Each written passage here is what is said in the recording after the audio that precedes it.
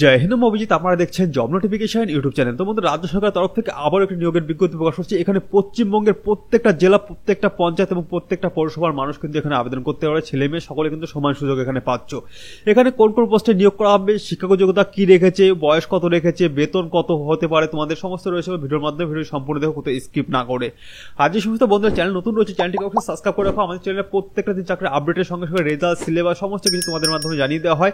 আমাদের টেলিগ্রাম গ্রুপের লিঙ্ক ডেসক্রিপশনে রয়েছে, ওখানে তোমরা যোগাযোগ করতে পারো। আমাদের কোনো কিছু জানার থাকলে আমাদের নাম্বার দেওয়া থাকবে স্ক্রিনে বা ডেসক্রিপশনে, ওখানে তোমরা আমাদের কন্ট্যাক্ট করতে পারো বা এসএমএস করতে পারো। যাই হোক, এখানে দেখতে পাচ্ছ প্রথমত বলা রয়েছে অষ্টম পাশে রাজ্য সরকারের গ্রুপ ডি পদে তোমাদের নিয়োগ করা হবে। 23টি জেলা থেকে ছেলে মেয়ে সকলে কিন্তু এখানে চাকরি করার সুযোগ তোমরা পেয়ে যাচ্ছ। এখানে যদি বলা হয়, দেখো পরের বর্ণে রয়েছে এখানে প্রথমে শূন্য পদ, তারপর সম্পর্কে আলোচনা করা। মানে এখানে বলছে এখানে তোমাদের কোন কোন পোস্টে তোমাদের নিয়োগ করা হবে। এখানে লোয়ার ডিভিশন অ্যাসিস্ট্যান্ট রয়েছে এবং সামাল বেলিফ বলে একটি পোস্ট রয়েছে, সেই পোস্টে তোমাদের এখানে নিয়োগ করা হবে। পরবর্তী দেখো কি বলছে, যোগ্যতার কথা যদি বলা হয়, এখানে যেহেতু দুটো পোস্ট, দুটো যোগ্যতা তোমাদের দরকার, যেটা তুমি অ্যাপ্লাই করবে সেজন্য আলাদা ভিন্ন মানে এডুকেশন কোয়ালিফিকেশন তোমার প্রয়োজন রয়েছে।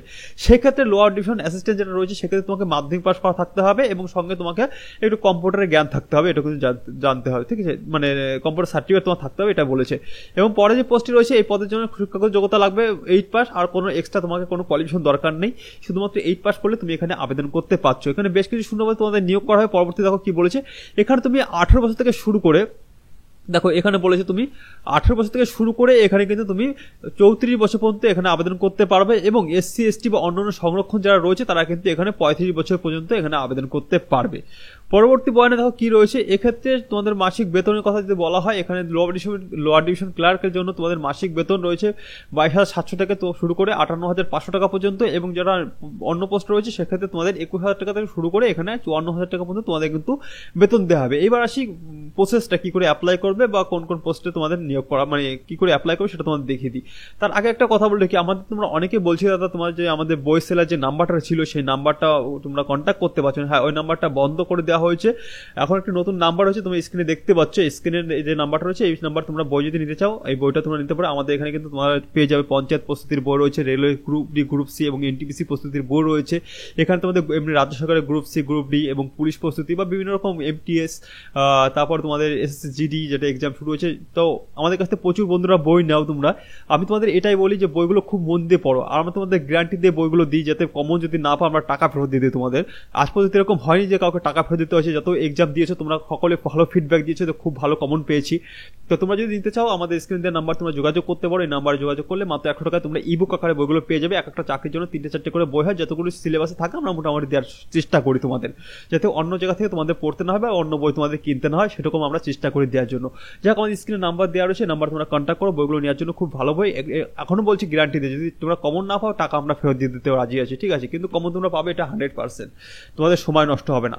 পরে দেখো কি বলছে, এখানে কোন কোন পোস্টে নিয়োগ করো সেটা একবার বলেছে, এটা ইংলিশে বলে দিয়েছে। ঠিক আছে, তোমাদের এখানে যদি অ্যাপ্লিকেশন ডেডলাইন বলা হয়, এখানে তোমাদের 28/1/2025 তারিখ থেকে স্টার্ট হয়েছে। এখানে 16/2/2025 তারিখে তোমাদের কিন্তু এখানে ইন্ড হবে, মানে অ্যাপ্লিকেশন মানে ইন্ড হবে। এখানে তোমরা এর মধ্যে অ্যাপ্লিকেশনটা করে নিও।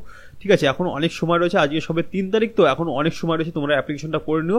কি করে অ্যাপ্লাই করবে সেটাও তো আমি দেখিয়ে দিচ্ছি। এবার আসে আবেদন পদ্ধতি সম্পর্কে। আবেদন করতে কি কি লাগবে তোমাদের বা কি কি বলছে।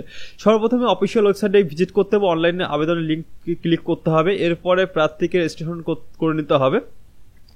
রেজিস্ট্রেশন নাম্বার ও পাসওয়ার্ড দিয়ে লগ ইন করার পর ফর্ম মানে ফিল আপ প্রক্রিয়া শুরু হবে। ফর্ম ফিল আপের চলাকালীন জরুরি তথ্য যেসব লাগবে তোমাদের সব ফিল করো। আমার এখানে আজকে ইন্টারনেট প্রচণ্ড স্লো জন্য আমি তোমাদের দেখাতে পারছি না অনলাইনে।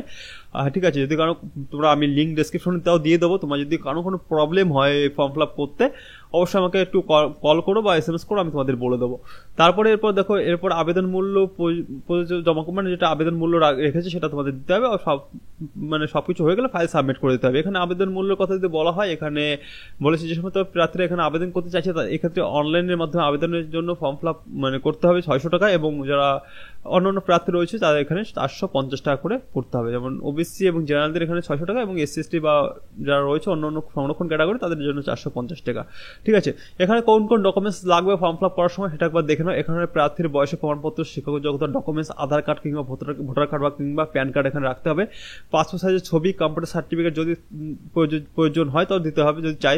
কাস্ট সার্টিফিকেট যদি থাকে দিতে পারো, অভিজ্ঞতা যদি থাকে দিতে পারো। এছাড়া অন্য কিছু ডকুমেন্টস রাখবে, যদি যেটা চাইবে সেটা তোমার দিতে হবে।